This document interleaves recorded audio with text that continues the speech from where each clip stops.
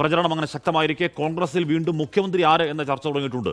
UDF അധികാരത്തിലേക്ക് എത്തിയാൽ രമേശ് ചെന്നിത്തല മുഖ്യമന്ത്രിയാകും എന്ന് തിരുവല്ലയിലെ തെരഞ്ഞെടുപ്പ് കൺവെൻഷനിൽ മുതിർന്ന കോൺഗ്രസ് നേതാവ് PJ കുര്യൻ പറഞ്ഞു. എന്തായാലും മെയ് 9-ാം തീയതി നമ്മൾ ജയിക്കും. നമ്മൾ ജയിച്ചാൽ ഞാൻ പറഞ്ഞല്ലോ, നമ്മുടെ മുഖ്യമന്ത്രി ചിലപ്പോൾ ഇവിടെ ഇരിക്കുന്ന രമേശായിരിക്കും. രമേശിന്റെ വലത്ത് ഹരീഷ് മാമൻ ഇരിക്കുന്നത് പോലെ അസംബ്ലിയിൽ രമേശിന്റെ വലത്ത് ഹരീഷ് മാമൻ എന്നായിരിക്കും. അതിന് ഞാൻ പറഞ്ഞല്ലോ, വളരെ അനുകൂലമായ സാഹചര്യം പശ്ചാത്തലം നമ്മൾ ഒന്നിച്ച് നീക്കണം. അതേസമയം ആരാണ് മുഖ്യമന്ത്രി എന്ന വിഷയത്തിൽ ചർച്ചയ്ക്കില്ലെന്ന് രമേശ് ചെന്നിത്തല പ്രതികരിച്ചു. കോൺഗ്രസ് ജനാധിപത്യ പാർട്ടിയാണ്, അഭിപ്രായങ്ങൾ ഉണ്ടാകുമെന്നായിരുന്നു KC വേണുഗോപാലിന്റെയും മറുപടി. ആരഭിപ്രായം പറഞ്ഞാലും കോൺഗ്രസിന് വ്യവസ്ഥാപിതമായ രീതിയുണ്ട്. അഭിപ്രായം പറയുന്നതിലൊന്നും ഒരു തെറ്റുമില്ല. ഞങ്ങളുടെ ജനാധിപത്യ പാർട്ടിയല്ലേ. ചോദ്യം ചോദിച്ചാൽ വീട്ടിൽ പോയി ചോദിക്കുന്നു പറയാൻ പറ്റുമോ? ഞങ്ങളുടെ പാർട്ടിയിൽ ഒരു പാർട്ടി പ്രവർത്തകൻ വന്നിട്ട് ഒരു മീറ്റിങ്ങിൽ ചോദ്യം ചോദിക്കുമ്പോൾ അത് നീ വീട്ടിൽ പോയി ചോദിച്ചാൽ മതി എന്ന് പറയുന്ന പാർട്ടിയല്ല ഞങ്ങളുടെ പാർട്ടി. അപ്പോൾ ചോദ്യങ്ങളൊക്കെ ചോദിക്കും, അഭിപ്രായങ്ങളൊക്കെ പറയും. ആ പറയുന്ന അഭിപ്രായങ്ങളൊക്കെ പറയാൻ സ്വാതന്ത്ര്യമുള്ള പാർട്ടിയല്ലേ കോൺഗ്രസ് പാർട്ടി. അതല്ല ഞങ്ങൾ തമ്മിൽ വ്യത്യാസം. ശ്രീത വാർത്തകൾ ചേർന്ന് ശ്രീത തുടക്കം മുതൽ തന്നെ UDF അധികാരത്തിലേക്ക് എത്തിയാൽ ആരാകും മുഖ്യമന്ത്രി എന്നൊരു ശീതയുദ്ധമുണ്ട് എന്നുള്ള കാര്യവും നേരത്തെ ഒക്കെ ഇങ്ങനെ കാര്യമായി തന്നെ പറഞ്ഞു കേൾക്കുന്നുണ്ട്. PJ കുര്യൻ ആ എരുതിയിലേക്ക് കുറച്ചൊരെണ്ണ ഇങ്ങനെ ഒഴിച്ചു കൊടുക്കുമായിരുന്നു. അത് കോൺഗ്രസിലെ തർക്കം തന്നെ, അക്കാര്യത്തിൽ തർക്കം വേണ്ട. അപ്പോൾ ഒരുപക്ഷെ UDF ഭൂരിപക്ഷം നേടിയാൽ വലിയ തർക്കത്തിലേക്ക് ഇടയാക്കാവുന്ന ഒന്നൊക്കെ ആയിരിക്കും, അത് വരട്ടെ. പക്ഷേ ശ്രീജിത്ത് ഇവിടെ KC വേണുഗോപാൽ ആ ചോദ്യത്തിന് മറുപടിയായി മുഖ്യമന്ത്രിയുടെ വീട്ടിൽ പോയി ചോദിക്കുക എന്നതുമായി പൊളിറ്റിക്കലി കണക്ട് ചെയ്യുകയും അതിനെ അങ്ങോട്ടേക്ക് തിരിക്കാൻ പറ്റുന്നത് ഒരു തരം രാഷ്ട്രീയ വൈഭവമാണ്. ശ്രീജിത്ത്,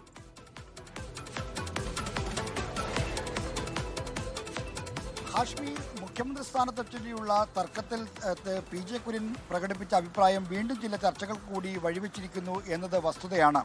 എന്നാൽ കോൺഗ്രസ് ഒരു അന്തസംഘർഷങ്ങളുടെ കൂടാരമാണെന്നും മുഖ്യമന്ത്രി സ്ഥാനത്തെ ചൊല്ലി അവിടെ വലിയ തോതിലുള്ള തർക്കം നടക്കുകയാണ് എന്നതും CPIMന്റെ ഒരു നറേറ്റീവാണ്. ആ നറേറ്റീവ് ചർച്ചയാക്കാൻ CPIM ശ്രമിച്ചുകൊണ്ടിരിക്കുന്നതിനിടയിലാണ് മുതിർന്ന നേതാവായ PJ കുര്യൻ ആ കെണിയിൽ വീണിരിക്കുന്നത്.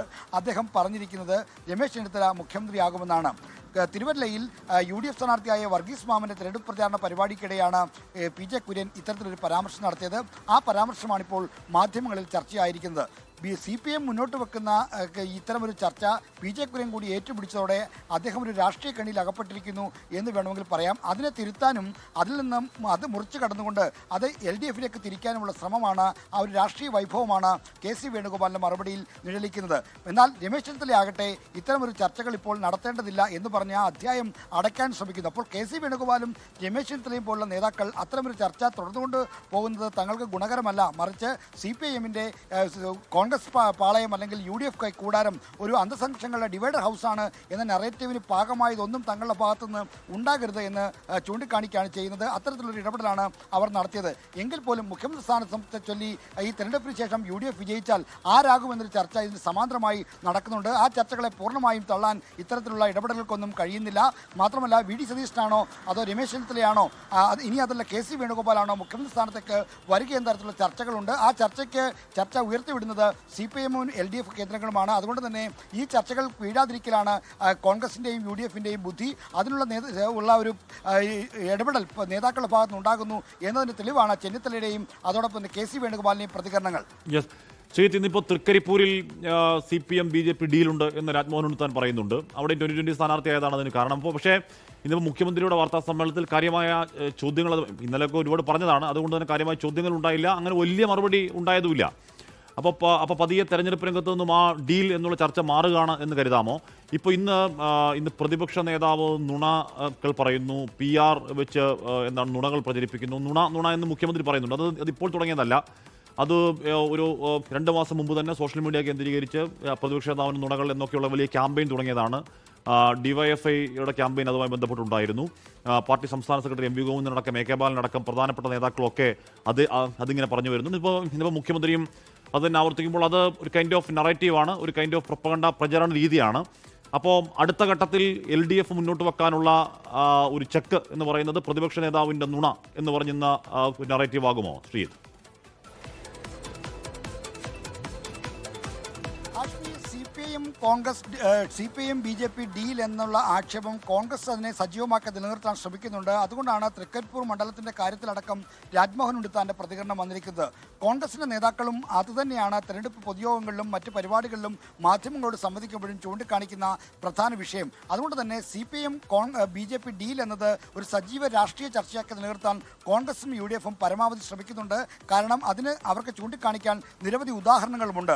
2020 സ്ഥാനാർത്ഥികളടക്കം ചൂണ്ടിക്കാണിച്ചുകൊണ്ട് BJP പല മണ്ഡലങ്ങളിൽ നിർത്തിയിരിക്കുന്ന വലിയ തോതിൽ പ്രശസ്തരല്ലാത്ത സ്ഥാനാർത്ഥികളുടെ കാര്യം ചൂണ്ടിക്കാണിച്ചുകൊണ്ട് അവർ ആരോപണം ഉന്നയിക്കുന്നുണ്ട്. അങ്ങനെ അത് സജീവമാക്കി നിലനിർത്തുമ്പോൾ, അതായത് കോൺഗ്രസിനെ അധികാരത്തിൽ നിന്ന് മുക്തമാക്കുക, കോൺഗ്രസ് മുക്ത ഭാരതം എന്ന വളരെ സങ്കുചിതമായ ഒരു അജണ്ട മാത്രമേ CPM-നുള്ളൂ. അതിനവർ BJP-യുമായി കൂട്ടുചേരുന്നു എന്നതാണ് കോൺഗ്രസ് ചൂണ്ടിക്കാണിക്കുന്ന കാര്യം. എന്നാൽ ഇതിന് ബദലായി വിഷയങ്ങളെ മാറ്റിമറിക്കാനുള്ള CPM-ന്റെയും മുഖ്യമന്ത്രിയുടെയും ഇടപെടലുകളുടെ ഭാഗമാണ് പ്രതിപക്ഷ നേതാവിനെതിരെയുള്ള പ്രചരണം. അദ്ദേഹം പതിവായി നുണ പറയുന്ന ആളാണ് എന്ന തരത്തിലൊരു നറേറ്റീവ് സൃഷ്ടിക്കാൻ ഹാഷ്മി സൂചിപ്പിച്ച പോലെ കഴിഞ്ഞ 1-2 മാസക്കാലമായി ശ്രമിക്കുന്നുണ്ട്. 2021 തെരഞ്ഞെടുപ്പിന് മുന്നോടിയായി അന്നത്തെ പ്രതിപക്ഷ നേതാവ് രമേശ് ചെന്നിത്തലയ്ക്ക് നേരെയും ഇത്തരത്തിൽ ആസൂത്രിതമായ ചില ആക്ഷേപങ്ങൾ സൈബർ രംഗത്തും മറ്റ് പ്ലാറ്റ്ഫോമുകളിലുമായി വന്നിരുന്നു. അപ്പോൾ എല്ലാ കാലത്തും UDF-നെ നയിക്കുന്ന നേതാക്കൾക്കെതിരെ ഇത്തരത്തിലൊരു നറേറ്റീവ് സൃഷ്ടിക്കുക എന്നത് CPM-ന്റെയും LDF-ന്റെയും ശൈലിയാണ്. അതുകൊണ്ടാണ് സതീഷിനെതിരെ ആസൂത്രിതമായ ഒരു കാര്യം ചൂണ്ടിക്കാണിക്കുന്നത്. അതും ഒരു PR എംബഡഡ് ആയിട്ടുള്ള അല്ലെങ്കിൽ PR കേന്ദ്രീകൃതമായിട്ടുള്ള ഒരു നറേറ്റീവാണ്. എന്നാൽ മുഖ്യമന്ത്രി പറയുന്നത് UDF നേതൃത്വം CPM-നെതിരെ PR കേന്ദ്രീകൃതമായ ഒരു പ്രചരണം, അപവാദ പ്രചരണം അഴിച്ചുവിടുന്നതാണ്. എന്നാൽ അതേ മാതൃകയിൽ തിരിച്ചുമുണ്ട് എന്നതാണ്. അപ്പോൾ രണ്ട് ആളുകളും ഇതുമായി ബന്ധപ്പെട്ട ആക്ഷേപങ്ങളിലൊന്നും മുക്തരല്ല എന്നതാണ് വസ്തുത. BJP അടക്കമുള്ള ആളുകൾ ഇത്തരത്തിൽ വളരെ ആസൂത്രിതമായിട്ട് തെരഞ്ഞെടുപ്പിന്റെ അജണ്ട സെറ്റ് ചെയ്യാനുള്ള ശ്രമങ്ങൾ നടക്കുന്നുണ്ട്. ആ അജണ്ട സെറ്റ് ചെയ്യുന്നതിന്റെ പ്രധാനപ്പെട്ട ഭാഗമാണ് ഈ പ്രതിപക്ഷ നേതാവിനെതിരെയുള്ള ആക്രമണം. ശ്രീതാണ് വാർത്തയുടെ വിവരങ്ങൾ നൽകിയത്. നമ്മൾ ഈ കഴിഞ്ഞ കുറേ വർഷങ്ങളായി PR എന്ന വാക്ക് രാഷ്ട്രീയമായി ധാരാളമായി കൂട്ടിച്ചേർന്ന് കേൾക്കുന്നതാണ്. ആദ്യമൊക്കെ ഇത് വെറുതെയാണെന്ന് കരുതിയെങ്കിലും അങ്ങനെയല്ല. ഇത് പണം മുടക്കിയുള്ള ചില ഇടപാടുകൾ ഇതിനകത്തുണ്ട് എന്ന് വളരെ പകൽ പോലെ വ്യക്തമാവുന്ന കൂടിയുണ്ട്. അപ്പോൾ ഇത്തരത്തിലുള്ള കോയിനേജുകൾ, ചില പ്രയോഗങ്ങൾ, ചില ടാഗ് ലൈനുകൾ, ചില മുദ്രാവാക്യങ്ങളൊക്കെ അത് രാഷ്ട്രീയക്കാരൻ്റെ രാഷ്ട്രീയ ബുദ്ധിയിൽ നിന്ന് വരുന്നതാണോ, PR-കാരൻ്റെ പ്രൊഫഷണൽ ബുദ്ധിയിൽ നിന്ന് വരുന്നതാണോ എന്നത് സ്വാഭാവികമായും സംശയിക്കാം. തെരഞ്ഞെടുപ്പ് കമ്മീഷൻ സർക്കുലറിലെ BJP സീലിൽ 270 എക്സാനുകൾക്ക് നോട്ടീസ്, 200 FB പേജുകൾക്കും 90 ഇൻസ്റ്റാ പേജുകൾക്കും നോട്ടീസ് നൽകി. കേരള പോലീസിന്റെ സൈബർ വിഭാഗമാണ് ആ നോട്ടീസ് നൽകിയത്. IT ആക്ട് പ്രകാരമാണ് നോട്ടീസ് നൽകിയത്. ഇന്നലെ UP-യിലുള്ള പീയൂഷ് ഒരു വാക്കുകളുണ്ട്. ഒരു മാധ്യമപ്രവർത്തകരെതിരെ കേരള പോലീസ് നോട്ടീസ് നൽകിയത്. അങ്ങനെ കേരള പോലീസ് ഇലക്ഷൻ കമ്മീഷന്റെ BJP ബന്ധം എന്നൊക്കെ പറഞ്ഞിട്ട് ആക്ഷേപിച്ച് ഇത് പങ്കുവെക്കുന്ന ഹാൻഡിലുകൾക്കെതിരെ വ്യാപകമായി നോട്ടീസ് അയക്കുകയാണ്.